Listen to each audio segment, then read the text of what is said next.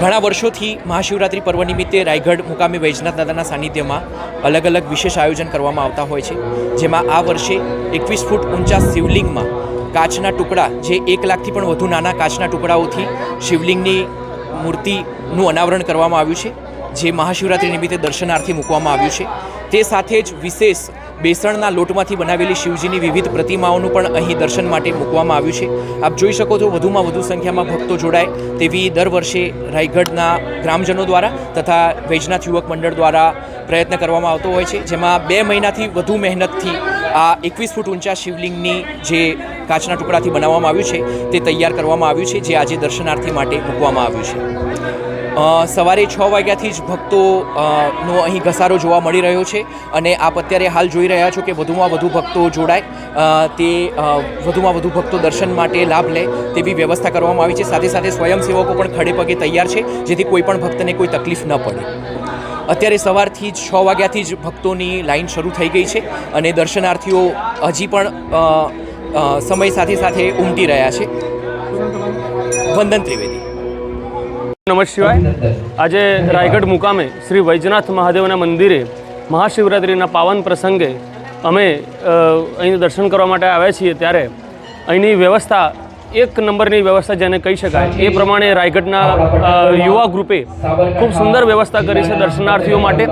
અને મહાદેવનું મંદિર ખૂબ પૌરાણિક છે, એટલે આજુબાજુના વિસ્તારના અને છેક દૂર દૂરના વિસ્તારમાંથી લોકો અહીંયા દર્શન કરવા માટે આવી રહ્યા છે।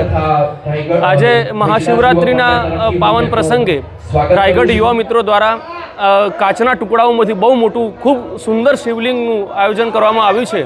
દર વર્ષે શિવરાત્રિ પર આ દર્શન કરવા માટે તથા શ્રાવણ માસે પણ દર્શન કરવા માટે આવીએ છીએ, ત્યારે જુદા જુદા આકર્ષણો અહીં આપણને જોવા મળે છે।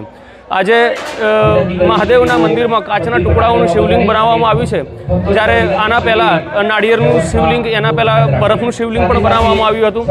આમ ખૂબ એક અવનવી વસ્તુઓ, અવનવી ભગવાનના સ્વરૂપોનું દર્શન કરવામાં આવે છે। અને આજે ખૂબ સુંદર વ્યવસ્થા સાથે જે ભક્તો પણ અહીંયા આવે છે, ભક્તો માટે ફલાહારની વ્યવસ્થા પણ રાયગઢ યુવા ગ્રુપ દ્વારા કરવામાં આવે છે। મારું નામ પ્રજ્ઞેશભાઈ ત્રિવેદી છે। રાયગઢ મુકામે વૈજનાથ મંદિર મહાદેવમાં અમે દર્શન કરવા આવ્યા છીએ। તો આ મહાશિવરાત્રિના પર્વ નિમિત્તે બહુ મોટી લાઈન લાગી છે અને અમે 1 કલાકથી લાઈનમાં ઊભા છીએ। તો દર્શન કરવાને માટે ભક્તો તલપાપડ બન્યા છે। શિવજીના એક નવા સ્વરૂપના આજે દર્શનનો લાભ લેશે તમામ ભક્તો।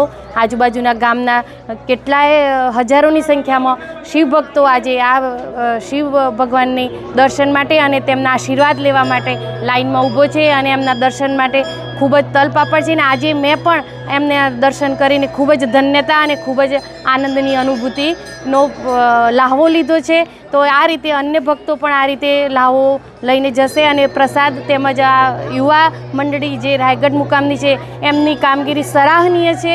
આ રીતનું આયોજન આટલા બધી જે માનવ મેદની છે એને કંટ્રોલ કરવી, દરેકને આવી રીતે શિવ ભક્તોનો લાભ આપવો અને પ્રસાદનો લાભ આપવો ખરેખર એ ખૂબ અવિસ્મરણીય ઘટના છે। કેવું લાગ્યું તમને? અહીં આવ્યા ત્યારે અમને ખૂબ જ એકદમ માનસિક શાંતિનો અનુભવ થયો અને શિવ ભગવાનના નવા જ એક સ્વરૂપનું અમને દર્શન થયા। મારું નામ છે ગાયત્રીબેન ત્રિવેદી।